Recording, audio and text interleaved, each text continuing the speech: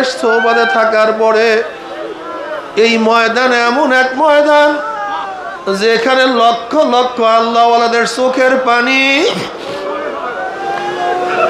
যেই ময়দান হাজার হাজার লক্ষ লক্ষ জিকিরের শব্দ গ্রহণ করছে, যেই ময়দান লক্ষ লক্ষ সেজদা যার উপরে পড়ছে, যেই ময়দানে কত আল্লাহওয়ালারা সবসময় পারাইছে।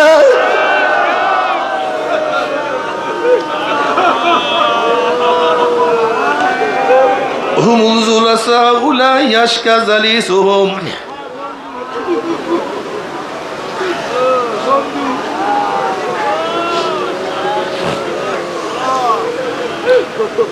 বাবার এই কলব ঠিক করার জন্য চরমোনাই ময়দান, এই কলবকে ঠিক করতেই হবে। আজকে আমাদের কলবের চোখ অন্ধ হয়ে গেছে। লা তা'মাল আবসার ওয়ালাকিন তা'মাল কুলুবুল্লাতী ফিস সুদূর। আসলে তাদের চর্ম চক্ষু অন্ধ।